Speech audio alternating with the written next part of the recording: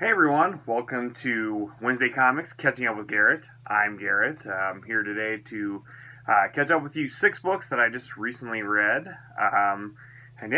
So I'm going to start with probably the best, my favorite of all 6 of these books I'm going to go over is Mighty Morphin Power Rangers number 25, written by Kyle Higgins. Start of the Shattered Grid storyline, where it goes through all the different dimensions of Power Rangers, because Lord Drakron is coming to basically screw over all the Power Rangers. Some heavy things already happened in this first issue, and I'm so excited for the rest of this event. What you get in part 1 is an indicator of what you're going to get in the rest of the event. Going to be amazing. So I give this a 10. Legion number 3, written by Peter Milligan. It was decent. I really enjoyed the first 2 issues. This one, not so much. It was all right. It was a lot of focus on David's therapist, which is okay. Like, I'm totally cool with that, but it's more her trying to understand who Legion is as a character, and I'm like, well, if you already know who Legion is, I don't really want to backtrack that way. So, but I mean, it still looks like exciting things are coming up here, and the parts you did get with Dave in this book was pretty good. So, I give it about a 7. I think a 7 warrants for that. Injustice 2, number 23. You got basically the entire Justice League, or at least the ones that aren't evil, fighting Amazo. Wonder Woman randomly does join up with the heroes in trying to take down Amazo. We get some stuff with the Atom, trying to go inside Amazo, and it doesn't really work out too well for him. We find out the identity of the evil Batman in this issue.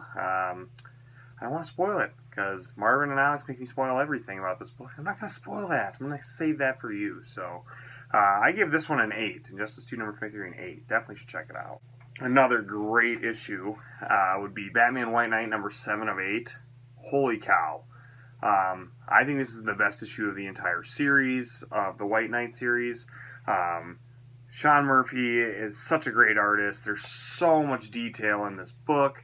Story-wise, there's a lot of heartfelt moments. There's action. There's, you get a lot of Joker Harley. You get a lot of Batman Joker, a lot of Batman Jack Napier, and you get a shit ton of Batmobiles. So if you love your classic Batmobiles, from the TV series to the Dark Knight trilogy to the Tim Burton Batmobile, you get to see a crap ton of Batmobiles everywhere. But I'm going to be really sad when the series ends, because it has been so great. I give this issue a 10 as well.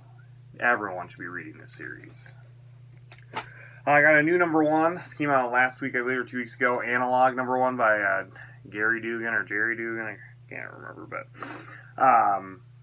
kind of a 5 years into the future, how you pass on information comic, and how there's some people kind of so hooked in that they don't really step outside of all of that and realize what's actually going on in the world, because they're so consumed with like media and like not able to pay attention. Kind of like Tokyo Ghost kind of gives me that feel, but not that far into the future.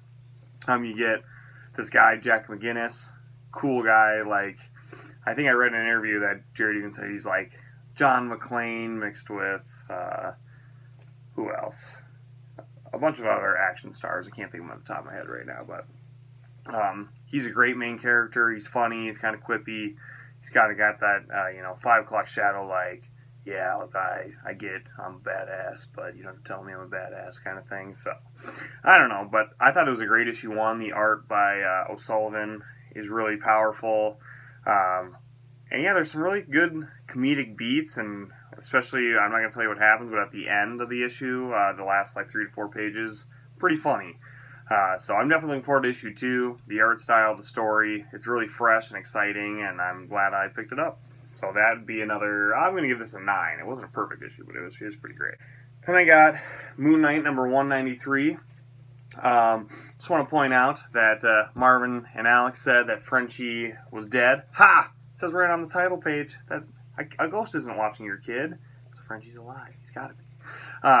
That's not spoilers, because you learn it when you read the book. So what can I say? This is the conclusion of the Crazy Runs in the Family arc. Pretty cool ending. It opens with Mark on the island about to battle with Ra. and obviously a fight ensues. And beyond that, I don't want to tell you because there's a lot of good story details, but the art is really great.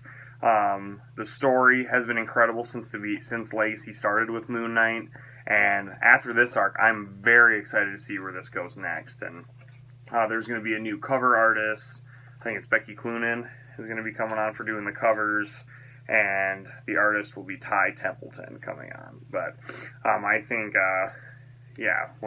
Jason Burrows has been really great as doing art for this, so what a great series. I'll give it a 9. I think it was a great conclusion and gets me excited for what's to come next.